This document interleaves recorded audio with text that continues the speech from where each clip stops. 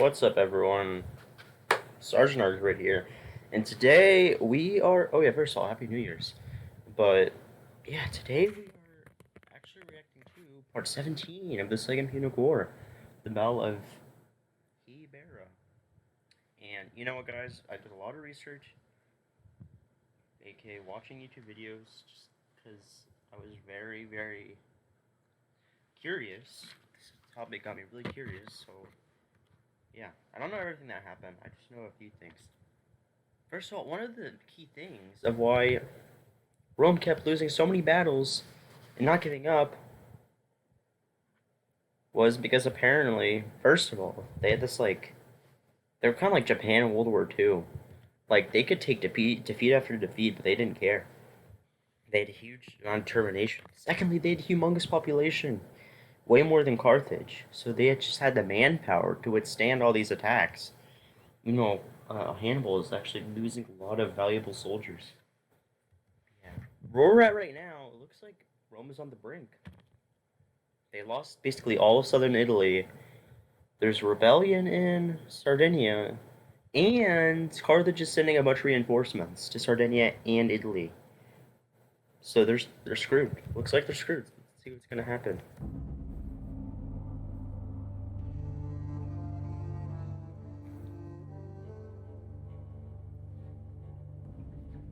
And I think these people up here are just some Celts, you know?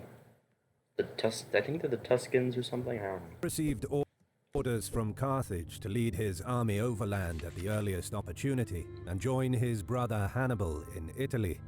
Hasdrubal Barca continued his preparations after crushing the Tartessi rebellion earlier in the year. I forgot about that. But in a detailed report sent to the Senate, he insisted they send him a successor with a strong army to guard Carthaginian possessions in the Iberian Peninsula. Yeah. Hasdrubal asserted that even if all should go well, his successor in Iberia would not find it to be a peaceful province. This advice left a deep impression and received widespread support in the Carthaginian Senate. Throughout September and October, Himilco was put in charge of assembling an army of at least 20,000, along with an augmented fleet, and tasked with defending Iberia both by sea and land. Hasdrubal's assertions were not without merit. The stockpiling of provisions and the collection of tribute from the subjugated population to finance the upcoming campaign stirred up rumors that the Carthaginian army was leaving, which was enough to fan unrest among the locals. There was real danger that once Hasdrubal marched off to Italy, many of the tribes would either revolt or join the Romans. Oh my goodness. Himilco arrived in late autumn 216 BC, signaling the start of the campaign to drive the Scipio brothers out of Iberia.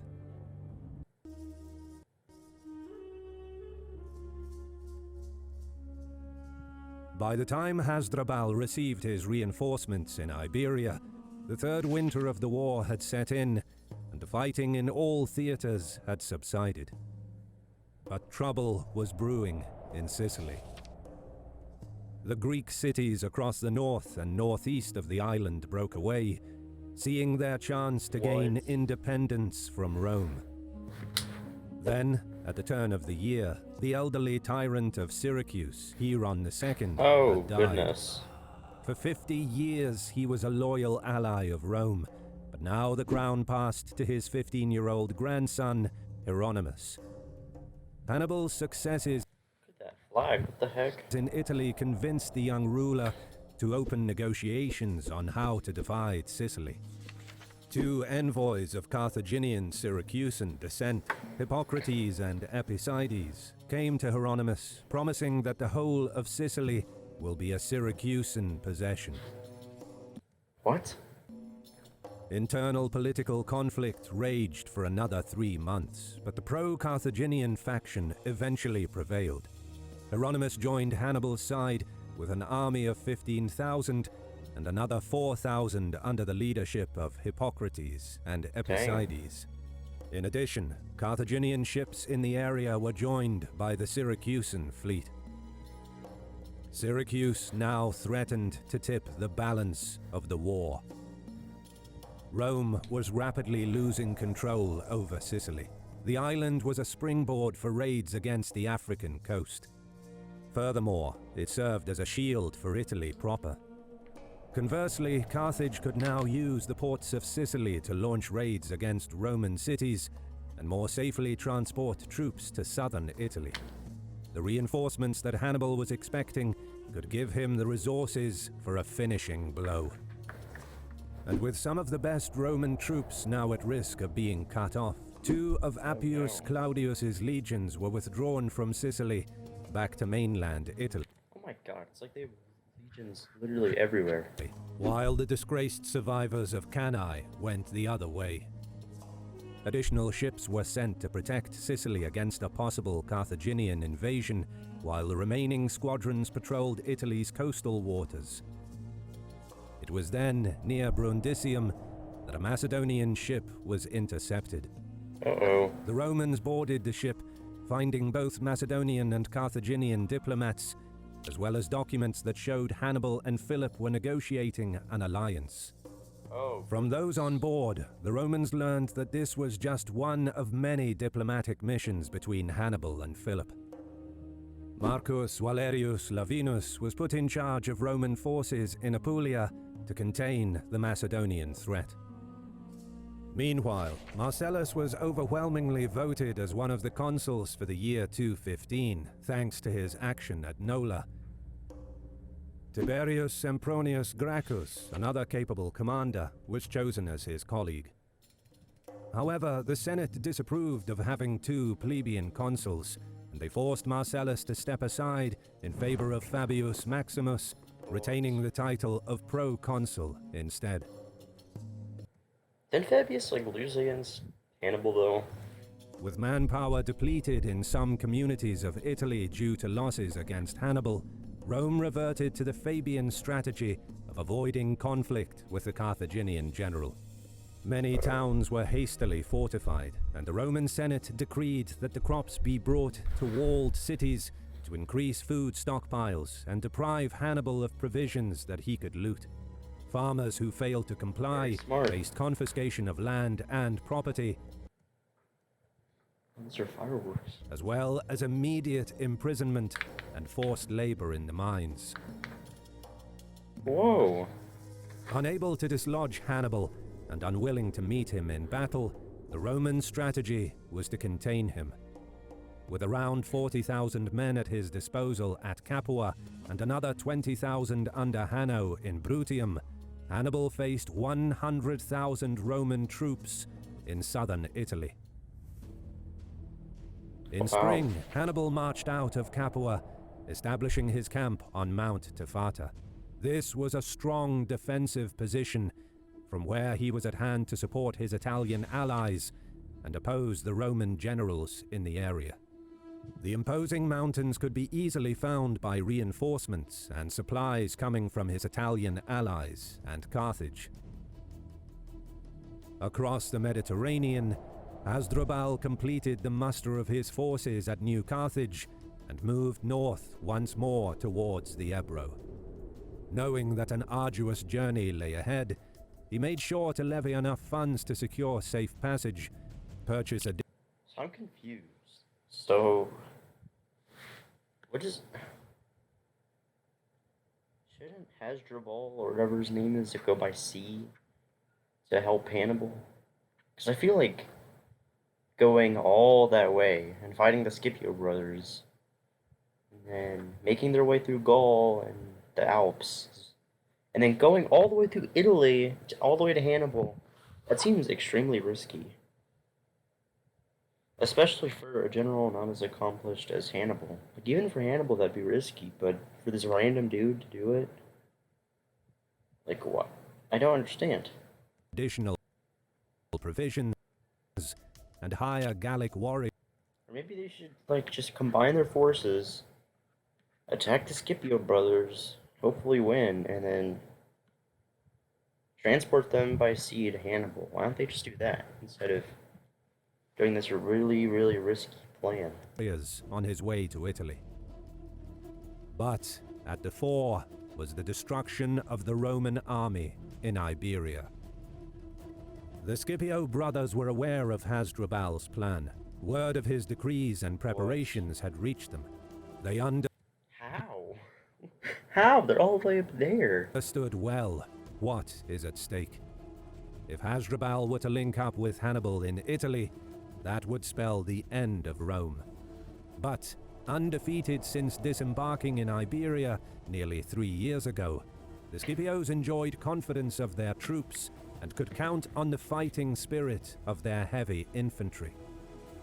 They marched out of the camp and crossed the Ebro at Amposta, a town that defected to the Romans, then proceeded to attack Carthaginian allies. Oh, come on.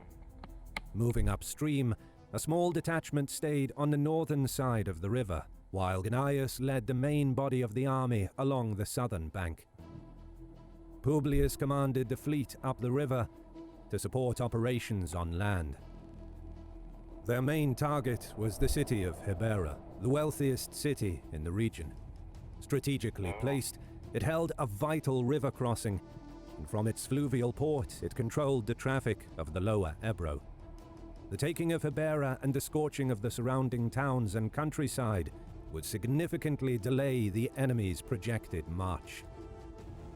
But then, Hasdrubal's army appeared, earlier than expected. Uh-oh. Confident that Hibera could They have, like, no defenses. hold out behind its fortifications, he did not speed to the relief of his ally. Oh my Instead, goodness. he marched on Amposta. Situated at the mouth of the Ebro, the town was larger than other settlements in the vicinity and housed important grain silos. Its defenses, however, could not hold out as long as Hibera's. If Amposta were to fall, the Roman army and fleet would not be able to prevent the reduction of their main camp. Uh-oh, that's Worse, not good. Hasdrubal would be able to cross the Ebro uncontested and position his army between the Romans and Tarraco, cutting their supply lines. For the Carthaginians, their objective was clear. To continue their march to Italy, they had to overrun Roman positions north of the Ebro. They needed a battle of annihilation. Thus, Hasdrubal clearly wanted to lure the Romans into a decisive encounter, and he succeeded. The Scipio brothers aborted the siege of Hibera and set out for Amposta. Besides aforementioned problems that the Romans might face, not challenging Hasdrubal would also hurt their prestige. Leaving a Roman ally to their fate would shake the loyalty of other communities. The Scipios had to act. Here we are. So this is the Battle of... Is this the Battle of Hibera then? On a plain just south of the Ebro River, the two armies deployed for a set-piece battle. The Romans deployed in their traditional formation, with velites in the front, 3 lines of infantry.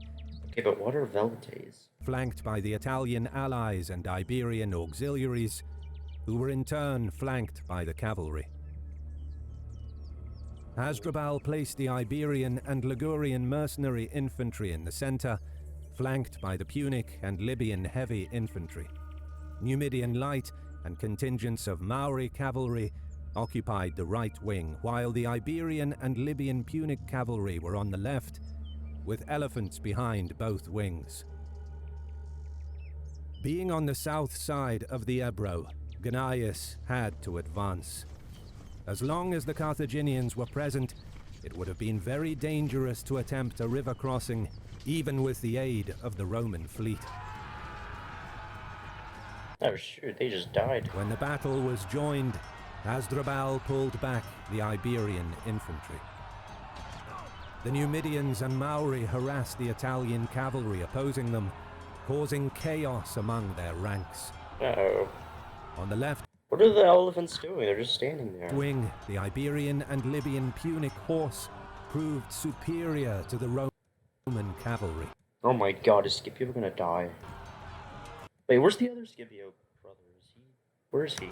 Then, as planned, the Libyan and Punic heavy infantry Oh, that's not good. struck the flanks of the Roman centre. Uh-oh. Like his older brother at Cannae had done the year prior, Hasdrubal wanted to hold the Roman centre until his cavalry swept the field of Roman mounted units, Oh. before regrouping to attack the enemy's rear to complete the envelopment. But, not keen on embarking on a journey to Italy far from their homes, the Iberian troops were in poor spirits. Oh my god, are you kidding me? In stark contrast, the Romans knew that their return home depended on the outcome of the battle. They were ready to win or die. That's ridiculous. It wasn't long before the Iberians in the center lost Oh my heart. god. They broke and fled in the face of the advancing Roman infantry. Hasdrubal's plan fell apart. What? With his cavalry still engaged, They can still kill Scipio. only the Libyan and Punic infantry were now Oh facing my the Roman God. legions. They were quickly pushed back. Seeing that Get the elephants! What are the elephants doing? the line collapsed, the Carthaginian cavalry wheeled about and retreated. Why are you retreating? Hasdrubal also escaped, crucially managing to take the treasury with him. Locked in bitter fighting, most of the Libyan and Punic heavy infantry, the best and most loyal troops, Oh my god! They're gonna be... Look! They're gonna be destroyed! They're gonna be at the river, they're gonna die! They're at the mountains, they can't escape! perished, while the rest of the army marched away What are the cavalry doing? to What are the elephants doing? safety.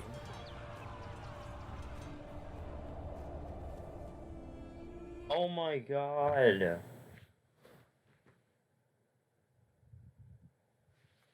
What was that? Despite their victory, the Scipios did not follow up with a campaign of their own. Their finances were critical, and there was little prospect of reinforcements from Rome. Why didn't he combine his forces with the other people? Other Carthaginians that were there. Due to heavy Oh my losses God. suffered in Italy. As experienced generals, the brothers knew that their position was precarious against the vast resources of Carthaginian Iberia. They could not risk their army in major encounters for the time being. But their victory pushed the Carthaginians out of the Ebro Valley. The wealthy Oh my city God. of Hibera surrendered to Rome, and with that came the usual hostage-taking, punitive payments, and the obligation to provide auxiliary troops. The submission of Hibera meant that other important fortified Iberian towns in Illa Cavona, such as Intibili and Ildum, also surrendered to the Scipios. Now, Are you kidding the Romans me? could use the length of the Ebro to move troops and supplies, launch small-scale raids to destabilize Carthaginian rule in the area, and apply pressure on the tribes that lived along the river to join Rome. But most crucially, the Scipios had not only prevented their own expulsion from Iberia, but also the doubling of Carthaginian forces in Italy, something which Rome would not have withstood. The impact of the Battle of Hibera would be far-reaching. Oh my god, are you kidding me? Thank you so much for watching. Dude, what the heck was that? That was so bad. Why did they retreat? First of all, they just retreated for no reason. And then the cavalry retreated? Why did the cavalry retreat? That's ridiculous. And then the elephants just stood there? They didn't even do anything?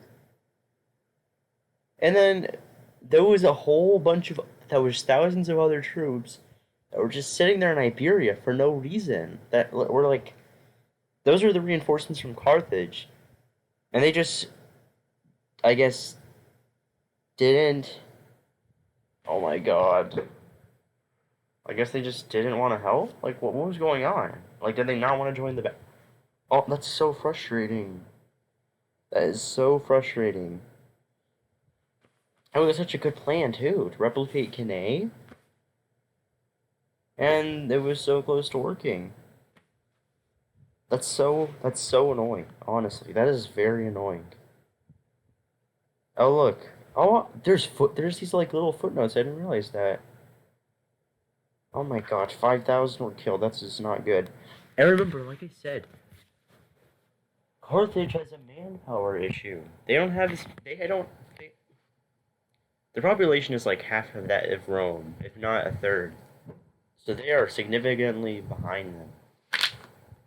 So when every Carthaginian loss is major, every Roman loss is not really that big of a deal. So yeah, anyways. Oh my god, that is so bad. That's awful. Thank you everyone for watching, and I'm starting to feel scared. I'm starting to feel scared for the Carthaginians. They were doing so good. But yeah, goodbye. Hello everyone, if you enjoyed this video, make sure to like it and subscribe to my channel. And turn on the notification bell thingy. And if you didn't, then make sure to leave a thumbs down. But yeah, that would be greatly appreciated. And while you're at it, go ahead and watch my other videos. They're probably just as good, and if not better than this one right now. Except for my oldest videos, don't watch those. And, subscribe to these people down here, my fellow sergeants. They're other YouTubers that I either know or I have in high regards. Yeah, even my cat agrees. So, thank you for watching, and have a great day.